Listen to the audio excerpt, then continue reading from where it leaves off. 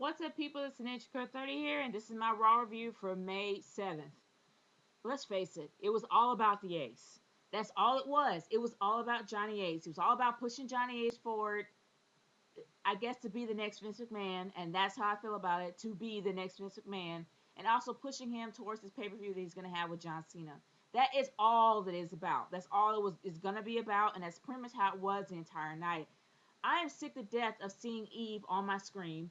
I am tired of her being her enforcer, his enforcer, and I'm tired of seeing Lauren Tensai as well. I mean, you all know how I feel about Lauren Tensai. I don't like Lauren Tensai at all. I don't like his character. I really don't like. I'd rather him be Albert than him be Lauren Tensai. But regardless of that, if anybody knows what happened to David Otunga, please leave it in the comment section below. I am curious what happened to David Otunga. Why isn't he there?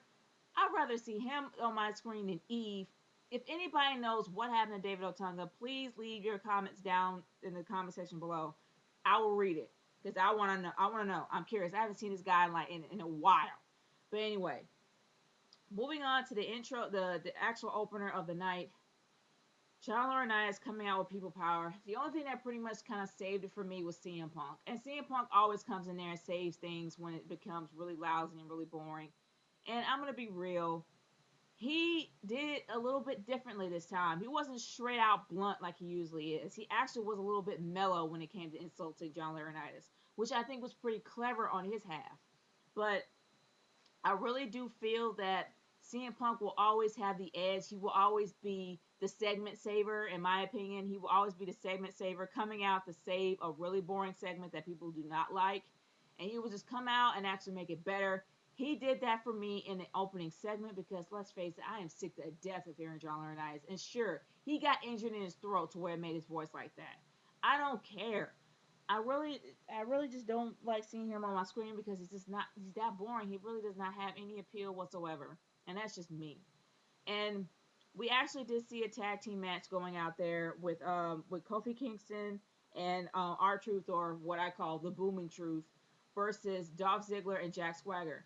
Why in the world is Dolph Ziggler in the whole tag team run? That guy should have just excelled beyond that point by now. He should have been at least IC champion by now. But for crying out loud, he's in a tag team with Jack Swagger? Really, what is going on here? This guy has a ton of potential. Why hasn't he gone forward by now? Why in the world is he in a tag team with Jack freaking Swagger? I don't get it. Jack Swagger is the main one that needs help from Vicky. He doesn't need to be around Vicky. He doesn't need to have help from anybody. He should have just went on to the IC champion by now.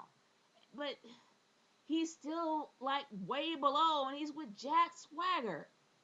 And another thing, sure, we're seeing Abraham Washington pretty much everywhere we go. Like, I have a little bit of snippets, a little segments of him. I really don't see Abraham Washington offering anything as a manager. When it comes to being a manager, whether or not you're a heel or a face, you're out there doing something. You're out there being active like Vicky is. Vicky is a heel manager, so she gets more involved. We have absolutely no idea what kind of manager this guy is. He's saying he's gathering his clients together. It's been like, what, a month and a half? He really doesn't have anything to offer. I really don't know what he is, and I'm really tired of seeing him on my screen unless he has something interesting to say. But he rarely does. But I don't know. I guess I need to give him the benefit of the doubt and probably give him another month for him to at least develop some sort of a personality. But anyway, I really don't see why anybody's on this bandwagon. The guy's like freaking boring to me. But either or, I'm gonna be non-biased about this whole thing. I'm gonna be open-minded, and I'm gonna give this guy a shot, at least for like maybe a month. But moving on from there, the Big Show had his little moment when he insulted John Laurinaitis when John Laurinaitis got all in his face, Vince McMahon. But and then somehow Eve caught wind of that. Eve is like the teacher that you want to. Ugh. She's like that annoying teacher that catches everything you do, like has eyes in the back of your head and you never know. Like I'm really sick to death of seeing her, and the fact that she actually feels like she has enough clout to get in the face of the Big Show makes you wonder how she got all this in the first place. Seriously, she just came out of the blue with title shots that she never fought for, never deserved. Now she's in the same corner as John Laurinaitis to be his secretary, and now she has the power to take over for him when he's gone. What she must. I'm trying to literally be completely fair about women in power, but I'm telling you, she did something behind the scenes in order for her to literally get this far up. Seriously, she did something behind the scenes for this to happen. But anyway, I'm not going to go there. Moving on to the other matches, they actually did have some interesting matches with Sheamus and Sheamus and Randy Orton versus Alberto Del Rio and Chris Jericho.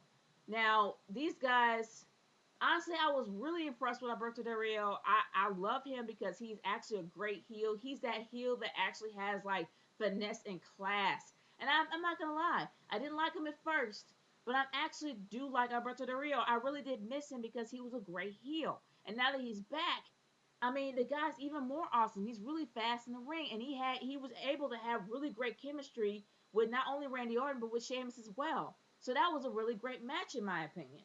But then seeing how that Sheamus actually bro kicked Randy Orton in the head, I kind of knew it was going to lead to something from there, which actually makes me wonder, is this going to be somewhat of a triple feud? Because it's going to be more just of a feud because he's not really feuding with Alberto Del Rio. He's actually competing against Alberto Del Rio. But I think they're going to probably start some kind of feud with Randy Orton, which will probably be something interesting because these guys are pretty good in the ring. Randy Orton is really clean. He's really cleaned up his fighting style. He's really cleaned up his in ring skills a lot. He's not as sloppy as he used to be. And come on, Sheamus is a straight up brawler. That's like an interesting fight right there. I'm actually looking forward to a feud like that. But honestly,